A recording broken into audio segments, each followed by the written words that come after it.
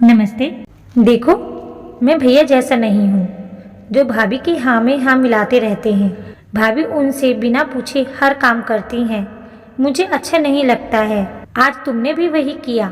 एक बार भी तुमने पूछा नहीं मुझसे कि जाना है। और प्लीज अपना स्तर सुधारो, पसंद अच्छी करो। एक बात और है, मेरा नाम लेकर मत बुलाया करो। पति पत्नी में पति का पद ऊंचा रहता है, ये तो सच बात है। तुम्हें खराब तो नहीं लग रहा है ना मेरा कहना? मुझे विश्वास नहीं हो रहा था कि सपने इस तरह सच भी होते हैं क्या। अभी 5 महीने पहले ही तो विनय से मैं रितु दीदी की शादी में मिली। दीदी के देवर होने के नाते चुगलबाजी हुई, कब दोस्ती, फिर दोस्ती से ज्यादा कुछ, और अब 10 दिनों बाद हमारी सगाई है। हवाई जहाज में अकेले बैठे हुए मैं मुस्कुराने लगी, लेकिन रितु दीदी बहुत खुश नहीं हुई थी। ये सब सुनकर क्या वो मुझे अपनी देवरानी नहीं बनाना चाहती हैं? मम्मी ने भी यही कहा। रितु खुद तो सोने के सिंहासन पर विराजमान है, नौकर चाकर से भरा हुआ घर है।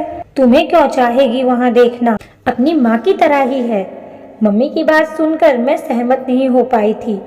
ताई जी और मम्मी में भले ही कितना भी प्रतिस्पर्धा रही हो, पर रितु दीदी ने सदैव बड़ी बहन की तरह मुझे स्नेह और संरक्षण में संजो कर रखा था। दिल्ली एयरपोर्ट पर रितु दीदी प्रतीक्षा करते हुए मिल गई। मैं लिपट गई। अब तो तुम मेरे पैर छूकर आशीर्वाद लिया करो। बहन से देवरानी बनने जा रही हो। उनकी बात सुनकर मेरे मन का मैल धुल गया। खुश तो है दीदी इस रिश्ते से। दीदी और जीजा जी दिल्ली में रहते थे। विनय भी जीजा जी के साथ बिजनेस देखते थे। माता पिता के ना होने के कारण जीजा जी ने ही विनय को पाला था, और अब रितु दीदी विनय का पूरा ध्यान रखती थी। घर पहुंचते ही दंग रह गई। दिल्ली जैसे शहर में इतना बड़ा घर, रंग बिरंगे फूलों से सजी क्यारियां, सलीके से लगे पेड़, और हमारे स्वागत में हाथ बांधे खड़े आधा दर्जन नौकर। विनय की जिद पर जीजा जी ने मुझे यहाँ बुलाया था सगाई की शॉपिंग करने के लिए। मैं ये सोचकर गुलाबी हुई जा रही थी कि शाम को विनय से आमना सामना होगा। निम्मी, तुम फिलहाल तो ऊपर रहोगी गेस्ट रूम में, मेरे बगल वाले कमरे में। विनय के कमरे में शादी के बाद, ठीक है ना? दीदी की छेड़छाड़ मेरे गाल और लाल कर रही थी। शाम को विनय और जीजा जी के आते ही मैं और परेशान हो गई थी। विनय मुझे बहुत प्यार से देख रहे थे और जीजा जी चिढ़ा रहे थे। देखो साली साहिबा, कल से आपकी शॉपिंग शुरू। बिजनेस के काम से इनको हफ्ते भर की छुट्टी। खूब घूमे आप लोग, लेकिन रितु भी आपके साथ रहेगी आप लोगों की निगरानी के लिए, ठीक है निम्मी? मैं शर्मा रही थी। विनय एकदम से बोले, भैया निमिषा कहा करिए ना, निम्मी अच्छा नहीं लगता है। अगले दिन से खरीदारी शुरू हुई। इस शोरूम से उस शोरूम, इस डिजाइनर से उस डिजाइनर तक। शाम होने तक मैं बहुत थक गई थी। विनय को कुछ भी पसंद नहीं आया था, हालांकि एक लहंगे पर मेरा दिल आ गया था। कॉफी शॉप में मैंने कहा, अरे सगाई ही तो है, वही क्रीम कलर वाला लहंगा ले लेते हैं, इतना क्या सोचना। विनय ने अजीब ढंग से जवाब दिया, इसीलिए तो तुमको यहाँ बुलाया है। मुझे लग रहा था कि तुम कुछ भी ना पहन लो। मैडम, विनय की सगाई है, कोई मामूली बात नहीं है। दीदी ने कुछ नहीं कहा, चुपचाप कॉफी पीती रही। 2-3 दिनों में लहंगा, शेरवानी सब लिया गया। जेवर कैसे होंगे, डेकोरेशन, फूलों का रंग इतनी बारीकी से विनय पसंद कर रहे थे कि उबाऊ लगने लगा था। अगले दिन विनय को जीजा जी ने बुला लिया। मैं और दीदी दिल्ली घूमने निकल लिए। कितना सुहाना लग रहा था सब कुछ। अचानक दीदी के पास विनय का फोन आया। उन्होंने मेरी ओर बढ़ा दिया, निमिषा तुम्हारा फोन कहाँ है, और आज तुम बिना मुझे बताए कहाँ चली गई? मैं घर आया था तुम्हें लेने। मेकअप आर्टिस्ट के यहाँ जाना है, मेकअप ट्रायल के लिए, तुरंत वहाँ पहुँचो। भाभी को एड्रेस पता है। मैं खिन्न हो उठी थी। मेकअप कैसा होगा ये तो मैं भी देख सकती हूँ ना। हर बात में विनय का हस्तक्षेप, ये सब क्या है? घर आते समय दीदी को घर छोड़कर हम दोनों बाहर खाना खाने चले गए। माहौल अच्छा था, लेकिन मेरा मन नहीं लग रहा था। विनय ने बात शुरू की, निमिषा तुम जानती हो ना मैंने पहली बार तुम्हें देखते ही सोच लिया था कि शादी मैं तुमसे ही करूँगा। मैं कुछ बातें साफ साफ करना चाहता हूँ। देखो, मैं भैया जैसा नहीं हूँ जो भाभी की हाँ में हाँ मिलाते रहते हैं। भाभी उनसे बिना पूछे हर काम करती हैं। मुझे अच्छा नहीं लगता है। आज तुमने भी वही किया। एक बार भी तुमने पूछा नहीं मुझसे कि जाना है। और प्लीज अपना स्तर सुधारो, पसंद अच्छी करो। एक बात और है, मेरा नाम लेकर मत बुलाया करो।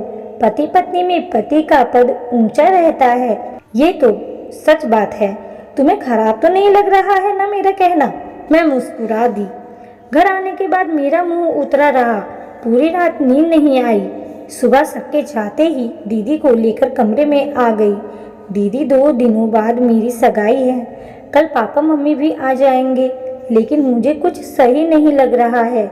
मैंने रितु दीदी को एक एक बात बताई। दीदी का चेहरा संजीदा होता जा रहा था। निम्मी, मैं क्या बोलूं? शुरू में मैंने विरोध किया था, किसी ने मेरी बात नहीं मानी। मैं नहीं चाहती थी कि तुम विनय से शादी करो। वो क्या है उसको मैं जानती हूँ। गुस्से में जिस तरह वो नौकरों पर चिल्लाता है, सामान फेंकता है, हर बात में अपना ही हुक्म चलाना। मुझसे भी कहता है कि भैया ने आपको बहुत छूट दे रखी है। ऐसे इंसान के साथ तुम मुरझा जाओगे निम्मी। दीदी की बातें सुनकर मेरा रहा साहस तक भी जाता रहा। आंखें भर आई थी, लेकिन दिल मजबूत करके एक फैसला लिया। पापा को फोन किया, टिकट बुक कराई।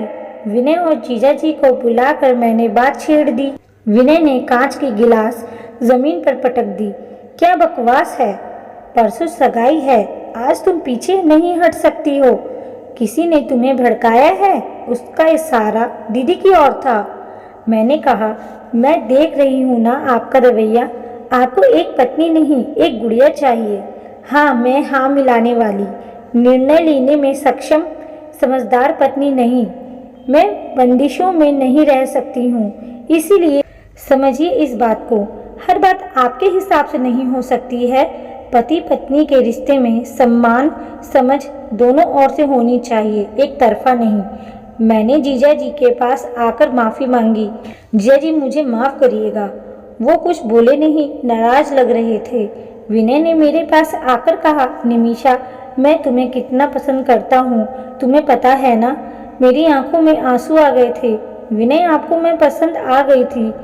आपने मुझे चुना, लेकिन मेरे मन में तो खैर, इससे ज़्यादा मैं कुछ बोल नहीं पाई।